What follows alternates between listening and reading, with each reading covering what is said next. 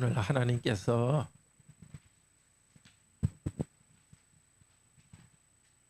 내 말을 잘 들으면은 복을 주겠고 내 말을 듣지 않으면은 벌을 주겠다 이렇게 했어요.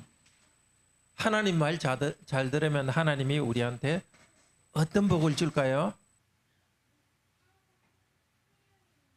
항상 맞아요. 성령님? 맞아.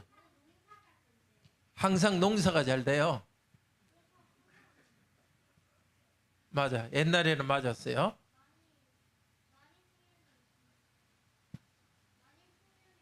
많이 풍년이 오는 거 맞아요. 또 하나님 말 항상 일이 잘 되는 거 맞아요. 지금 요즘 또 어떤 복을 줄까요? 다른 생각 없어요? 다 맞아요. 그런데 하나님 말 들으면 제일 큰 복은 하나님이 같이 있어주는 거예요. 전쟁이 일어나도 함께 하시고 언제나 함께 하세요. 물론 하나님이 함께 하지만 하나님 말 잘 안 들으면 하나님이 같이 있는 복이 별로 없어요. 그리고 하나님 말 잘 들으면 하나님 아들 딸이니까 너무 아름다워지는 것이 큰 복이에요.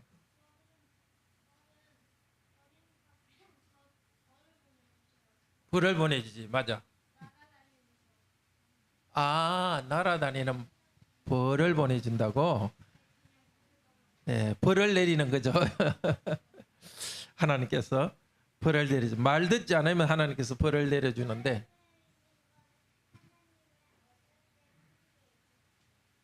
하나님은 함께 해주지 않죠. 예, 그게 큰 벌이에요.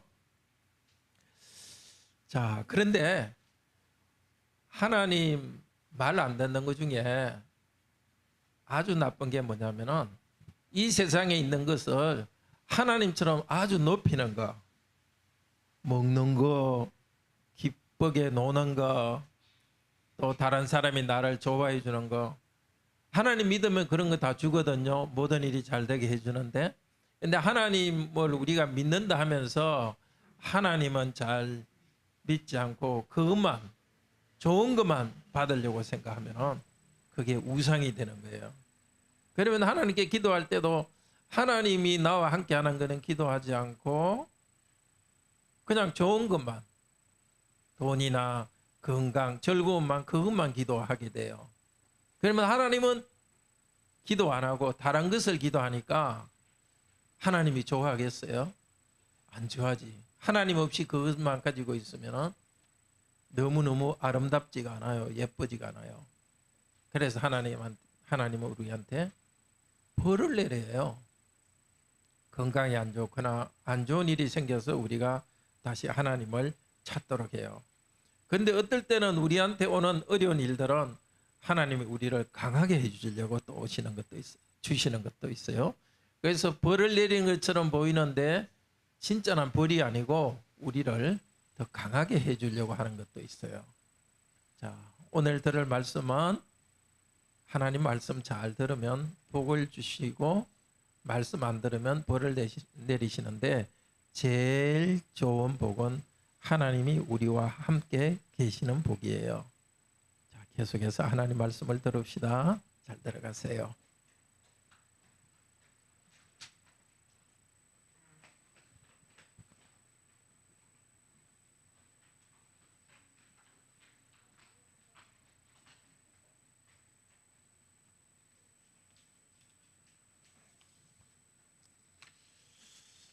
네, 순종하라 복을 주겠다. 순종하지 않으면 벌을 내린다. 우리는 하나님을 잘 순종하다가도 어떻게 시간이 지나다 보면은 하나님을 순종하지 않고 곁길로 나갈 수 있습니다. 그래서 이 말씀을 하나님께서 계속 들려주십니다. 전에 하나님께서 솔로몬에게 한번 나타나셨습니다. 그때 내가 너에게 지혜를 주겠다. 지혜와 함께 부유함도 줄 것이고 명예도 줄 것이라고 약속했습니다. 그대로 지켰습니다. 하나님께서는.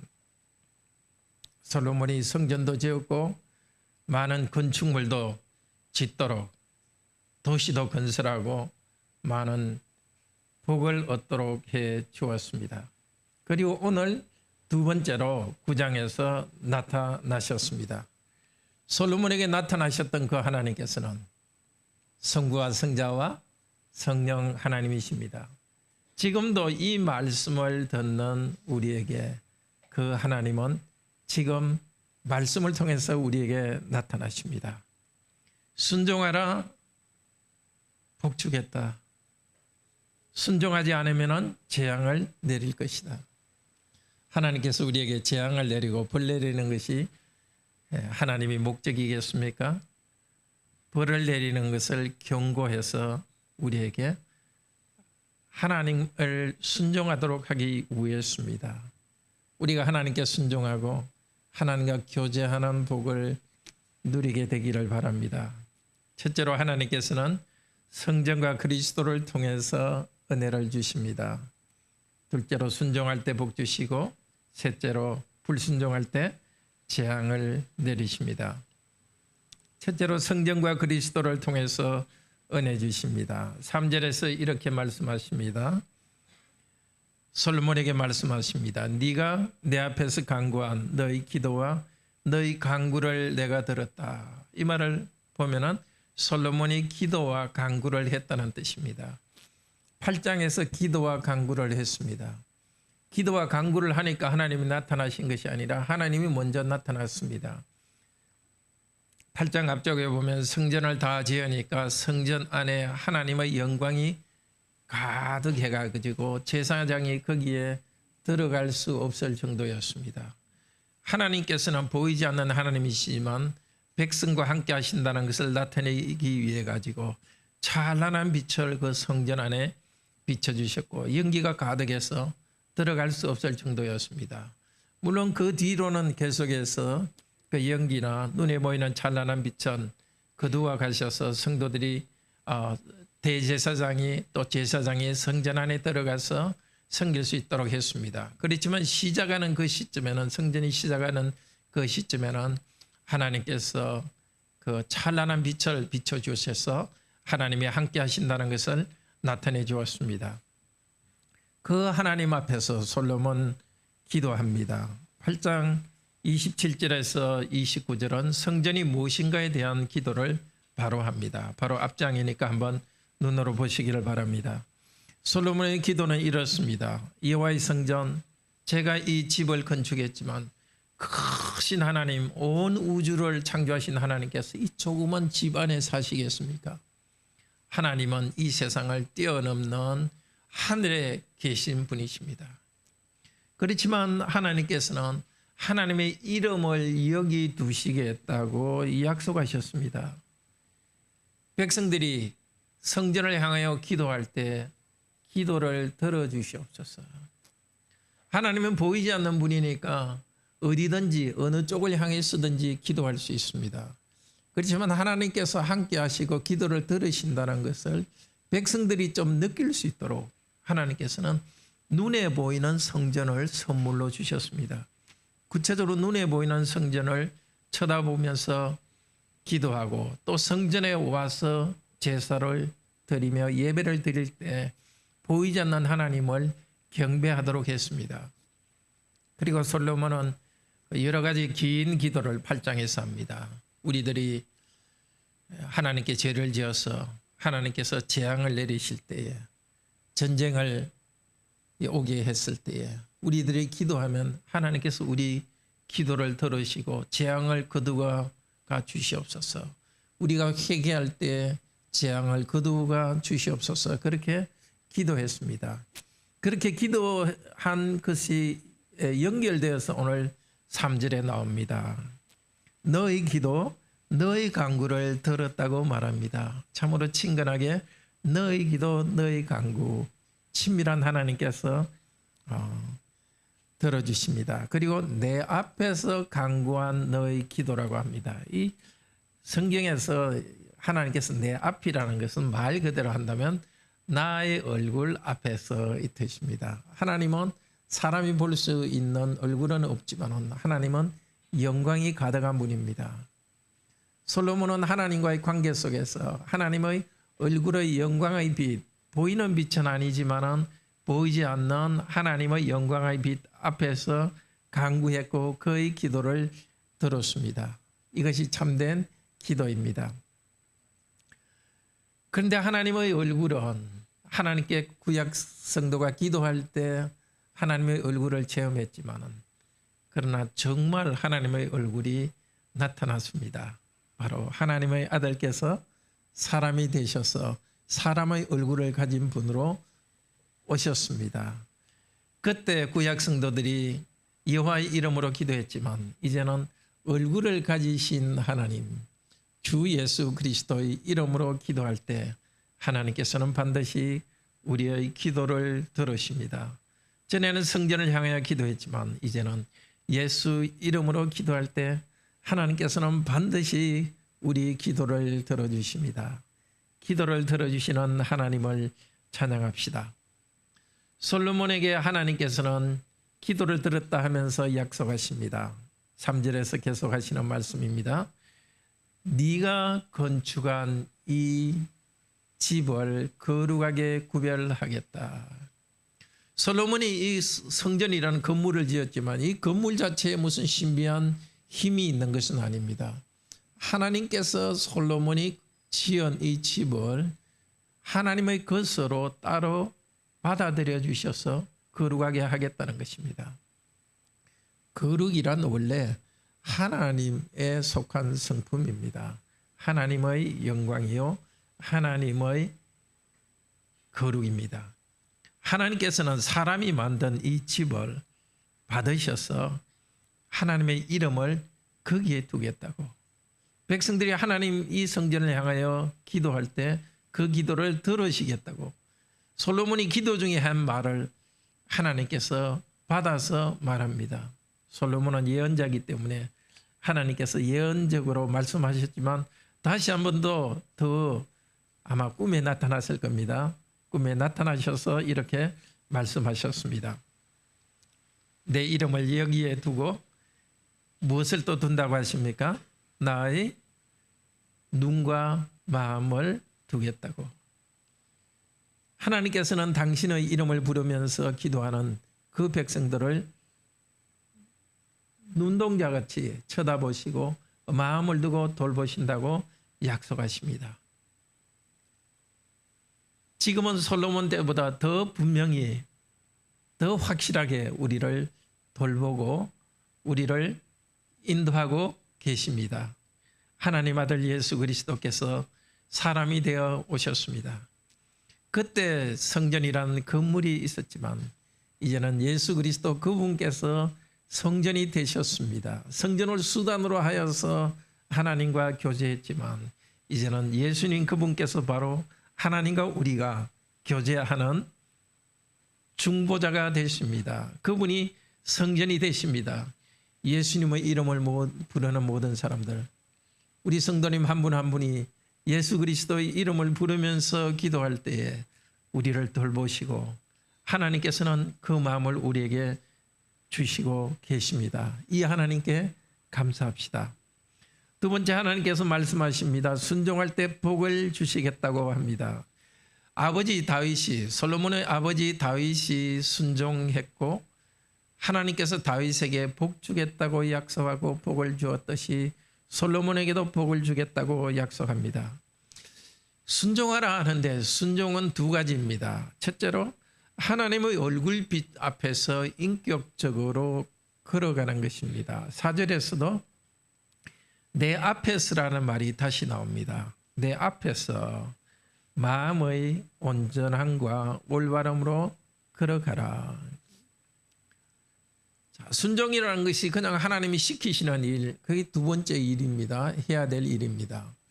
그런데 하나님 시키시는 일을 하는 것보다 먼저 있어야 될 것이 하나님 앞에서 걸어가는 것입니다. 하나님의 얼굴 앞에서 걸어가는 겁니다. 다른 말로 해서 마음과 뜻과 정성을 다해서 하나님을 사랑하는 것입니다. 순종하는 것의 첫 번째는 내 마음으로 하나님을 사랑하는 것입니다.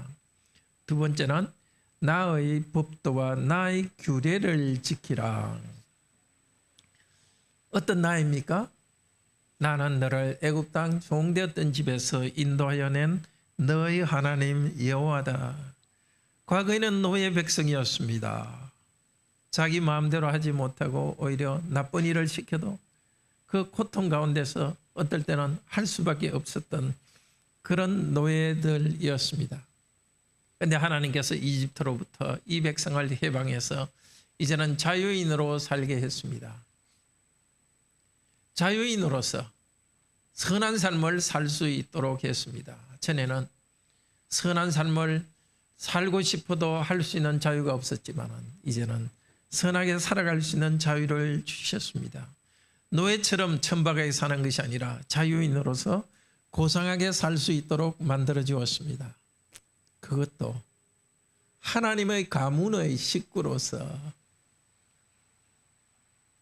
참으로 아름다운 삶을 살 수 있도록 그 방법을 가르쳐 주신 것이 바로 하나님의 율법입니다. 그래서 그 계명을 지키라고 합니다.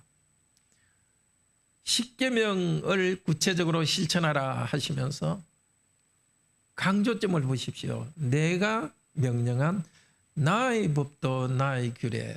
원래는 그게 강조되어 있는데 좀 부드럽게 하기 위해서 그것은 우리 성경에서는 번역에서는 뺐습니다만 원래는 내가 명령한 나의 명령, 나의 법도, 나의 법도, 나의 율례라고 하나님께서 강조하십니다.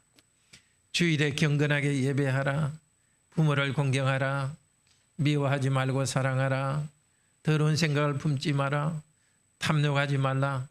이것은 단순한 명령이 아니라 나의 명령입니다. 여호와 하나님이 주신 것입니다. 그래서 이 말을 어기는 것은 하나님 말을 안 듣는 것입니다. 하나님이 주신 명령이기 때문에 어떨 때는 그 명령이 이해되지 않을 수가 있습니다. 다 이해되지 않더라도 그것을 주신 분이 하나님이기 때문에 거기에 순종합니다. 지키기 힘들다 하더라도 거기에 또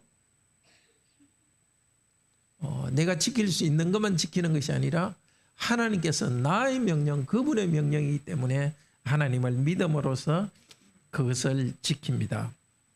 시작 시대 우리는 이 하나님을 더 잘 알게 되었습니다. 전에는 모세와 선지자를 통해서 가르쳤지만 이제는 하나님 그분이 사람이 되셔서 직접 가르쳤기 때문입니다. 마태복음 5장 17절에서 예수님께서 말씀하십니다. 내가 율법이나 선지자를 없애려고 온 것이 아니라 구약을 다 완성하기 위해서 왔다.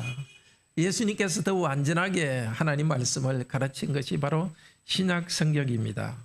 그리고 5장 20절에서 말합니다. 여기 있는 이 말씀을 다 지키지 않으면 결단코 천국에 들어가지 못하리라. 예수님께서 우리에게 이 말씀을 다 지키라고 이야기하시고 우리가 다 지킬 수 없기 때문에 성령님을 통하여서 우리가 지킬 수 있도록 우리를 도와주십니다. 예수님께서는 명령만 한 것이 아니라 순종하는 모범을 보여주었습니다. 하나님 아버지를 사랑하셔서 하나님과 동등한 분인데도 낮아지셔서 사람이 되시고 죽기까지 복종하셨습니다. 그리고 우리에게도 명령하셨습니다. 너희는 나를 따르라. 과거의 삶을 버리고 더러운 삶을 버리고 나를 따르라. 나처럼 완전하라고 말합니다. 이 길은 살인만 하지 않는 그 정도만 되면 됐다가 아닙니다. 나를 미워하는 사람에게까지 축복하는 그 정도까지 우리를 완전하라고 합니다. 우리가 하나하나 완전한 것이 아니라 그 완벽한 것을 향하여 나아가도록 우리를 인도하십니다. 자, 예수님을 따라 인생길을 걸어갑시다. 성경에 나타난 하나님의 명령에 절대 순종합시다. 순종하려는 자에게는 성령께서 함께 하셔서 순종할 수 있는 힘을 공급하십니다. 순종하는 자에게 복을 5절에서 약속하십니다.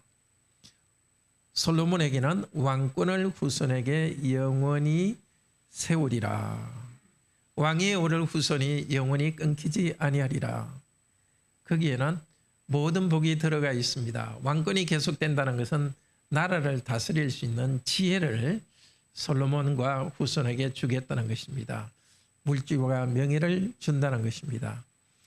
그런데 가장 큰 복은 하나님 말씀을 지키고 하나님을 사랑하는 그것 자체가 가장 큰 복입니다. 하나님 얼굴 앞에서 걸어가는 것, 그것이 가장 큰 복입니다. 하나님의 백성으로서 고상하고 아름다운 삶 그 자체가 물질적 복보다, 명예보다도 훨씬 더 큰 복입니다. 마태복음 6장 33절에서 우리 주 예수 그리스도께서도 우리에게 말씀하십니다. 먼저 하나님의 나라와 하나님의 의를 구하라. 그리하면 이 모든 것을 너에게 더하시리라. 먼저 하나님 나라와 의를 구하는 것이 우리에게 가장 큰 복입니다. 하나님의 얼굴을 구하고 하나님과 교제하고 하나님 백성으로 의롭게 살아가는 그 자체가 가장 큰 복입니다. 그럴 때 하나님께서는 우리가 하나님을 사랑하고 의롭게 살아갈 수 있도록 거기에 필요한 이 모든 것, 물질과 친구와 건강도 공급하여 주십니다. 요한복음 15장 4절에서도 비슷한 말을 하십니다. 내 안에 거하라. 나도 너희 안에 거하리라. 하나님께 순종하고 예수님께 순종하고 예수님 이름을 부르며 나아갈 때 가장 큰 복은 예수님께서 우리 안에 거하시고 함께 하시는 것입니다. 예수님이 우리 안에 거해 주신다는 겁니다. 이 신비한 일을, 영적으로 신비한 일을 예수님께서 우리에게 해 주십니다.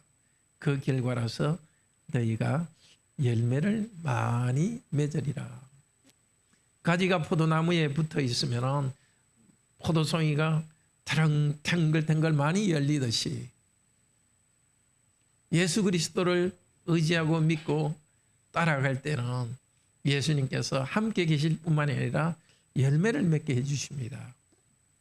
가장 중요한 열매는 사랑의 열매입니다. 무슨 일을 하든지 주위에 있는 사람을 사랑하는 것 가장 큰 열매입니다. 또 다른 열매는 우리가 하는 활동에서 성과가 나는 것입니다. 회사에서 일을 하는 분들은 직장에서 업무 성과가 나는 것이고, 회사를 경영하는 분은 또 회사가 발전하는 것이고, 학생 여러분은 공부할 때 하나님께서 지혜를 주시는 겁니다. 가장 큰 열매는 하나님을, 예수님이 우리 안에 가까이 계시면서 우리가 사랑하는 사람이 되고, 그래서 우리가 아주 품위 있는 인생 스타일, 그런 삶을 살아가는 것이고, 그리고 사람들을 사랑하는 복을 주십니다. 그러나 불순종하는 자에게는 재앙이 있을 것이라고 경고합니다. 5절까지는 너라고 말했는데 6절을 자세히 보십시오. 너라고 말합니까? 6절은 만일 너희나 너희 자손이 이 복수로 바뀝니다. 너희 이스라엘과 너희 자손. 솔로몬은 예언자로서 이 말씀을 듣고서 백성들에게 이 말을 전해야 됩니다.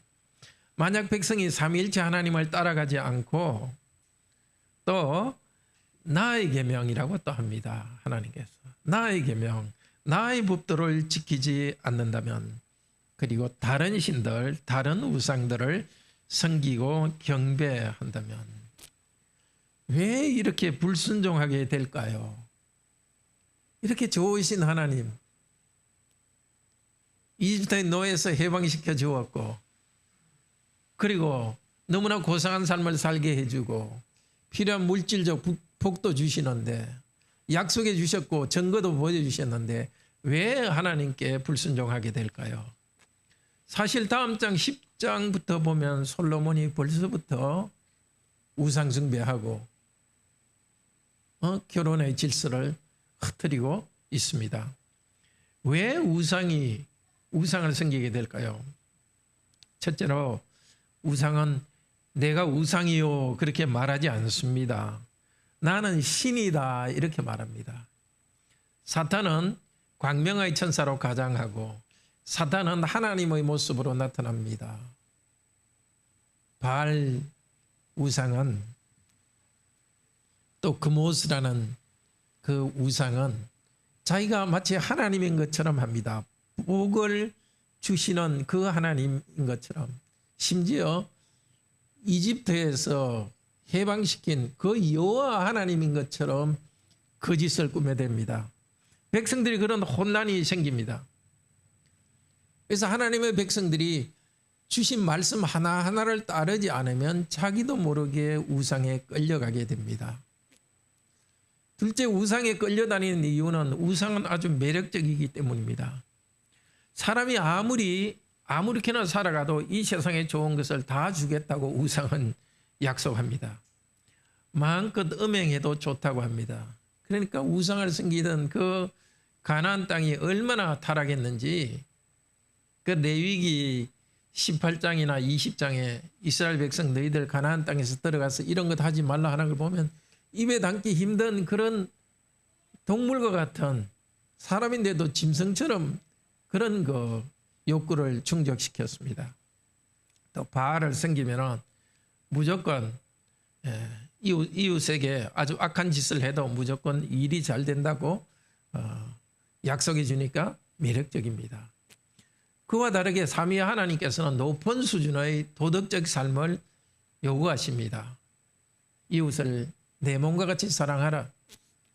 그 정도까지 높은 삶의 기준을 요구하고 그렇게 되지 않으면 벌을 내리겠다고 하니까 그에 비해서 우상에게는 윤리와 도덕이 없습니다. 뭐든지 그냥 이 땅에 좋은 것을 주겠다고 약속하니까 매력적입니다. 우리 시대에도 기독교인들이 우상을 섬기고 있습니다.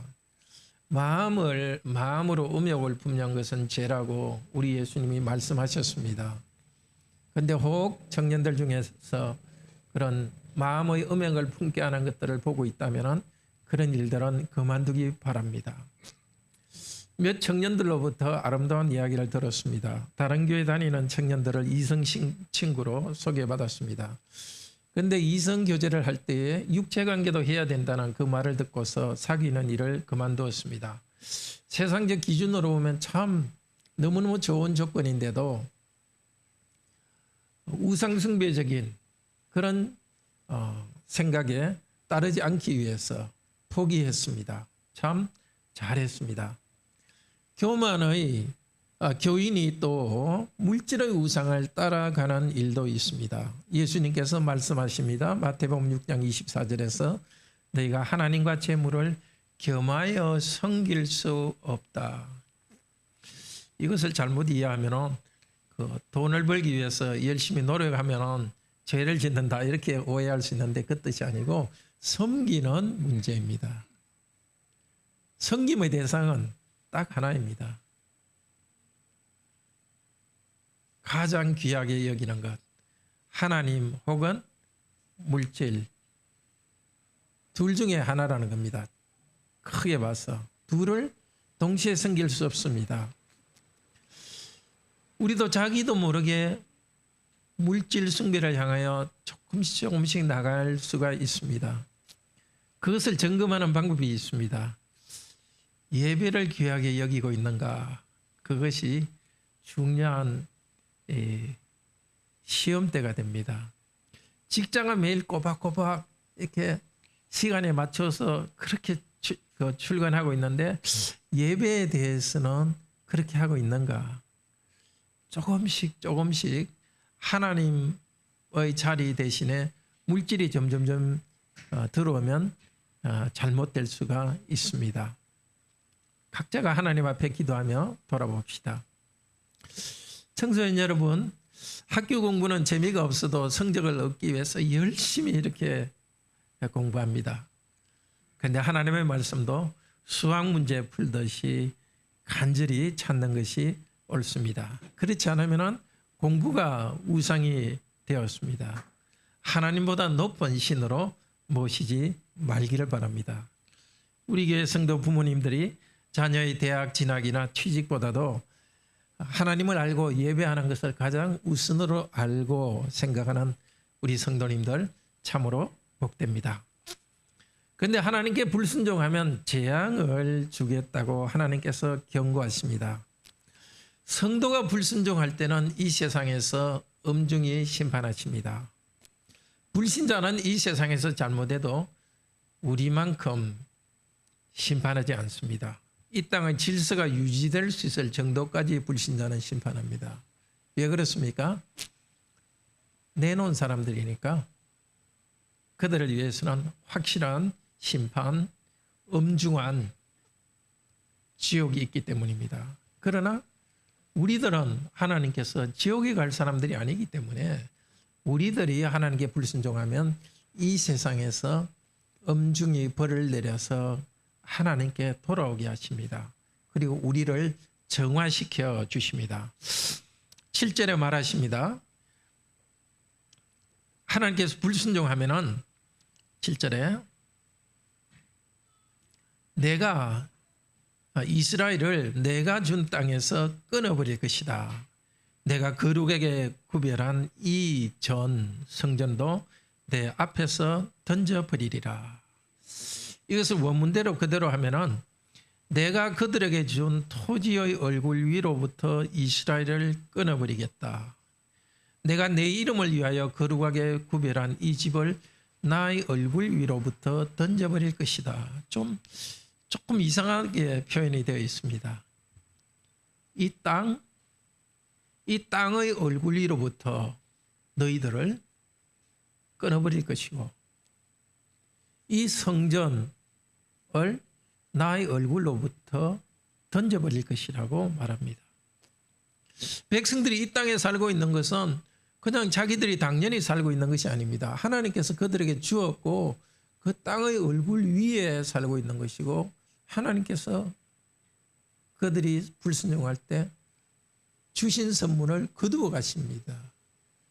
그 땅으로부터 백성들을 내쳐버리겠다고 합니다.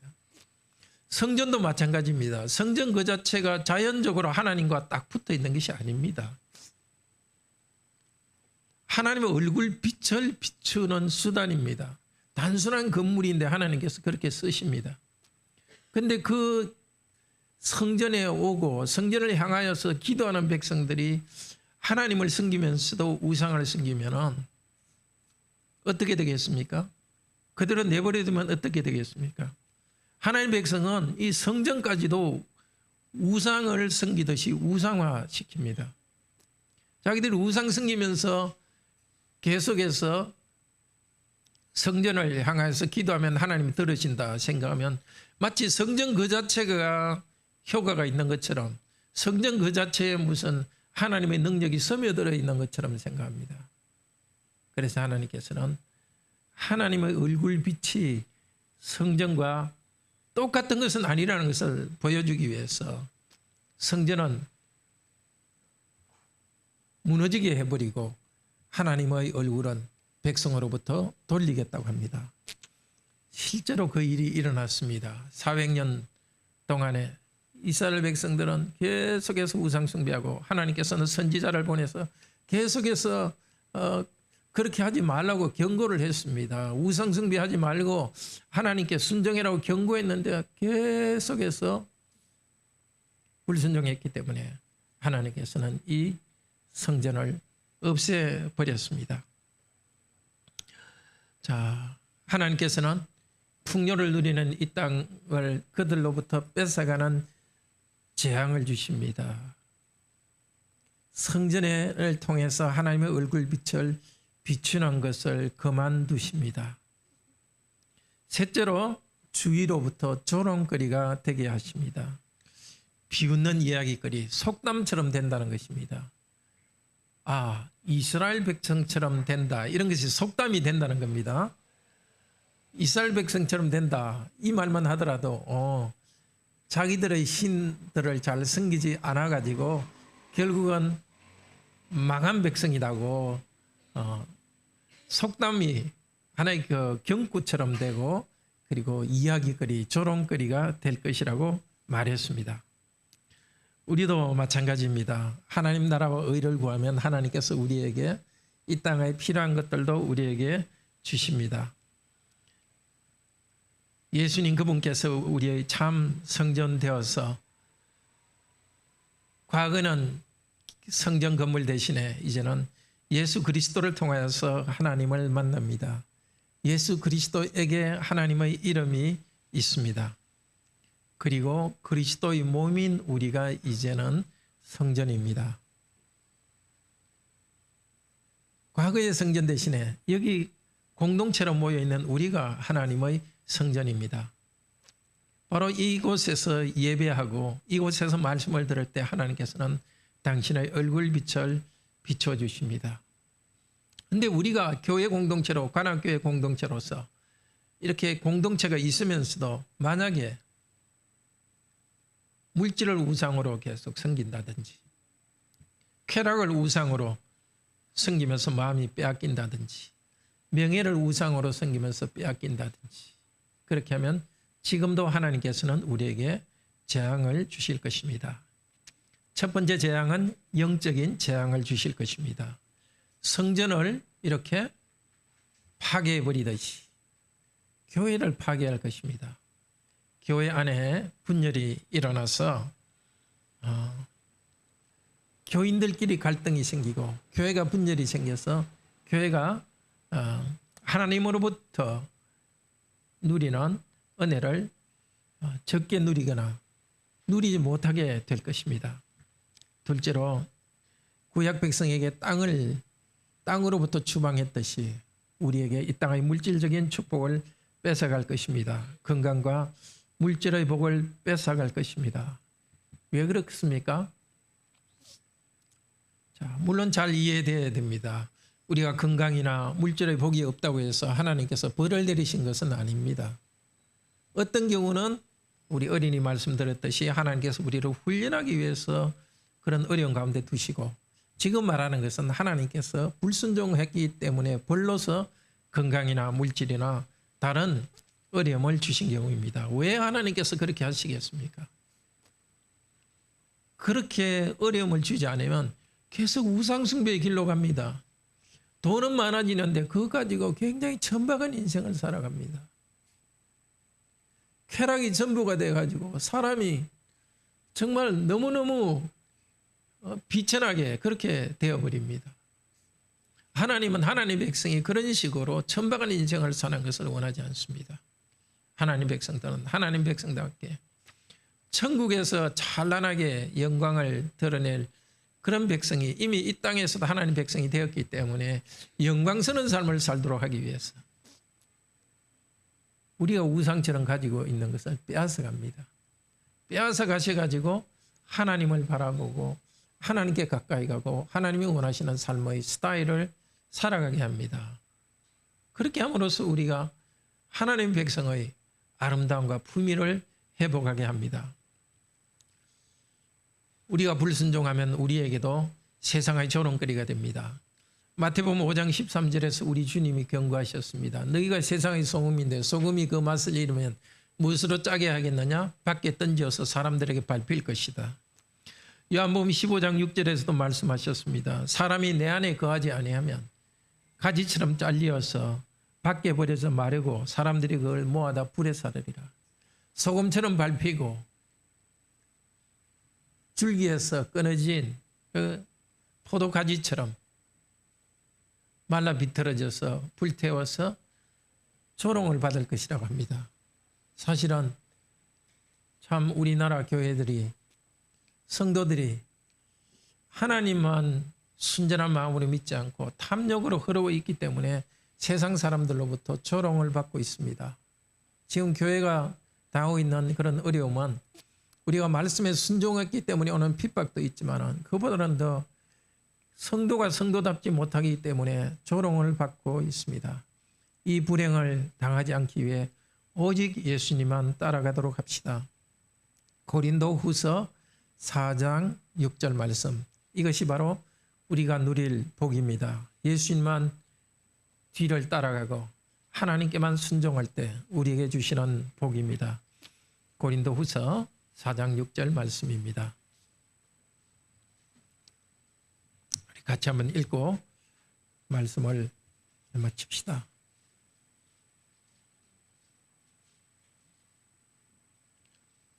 고린도후서 4장 6절. 어두운 데서 빛이 빛이라 말씀하셨던 그 하나님께서 예수 그리스도의 얼굴에 있는 하나님의 영광을 아는 빛을 우리 마음에 비추셨느니라. 아멘. 우리 다 같이 하나님을 찬양합시다. 446장입니다.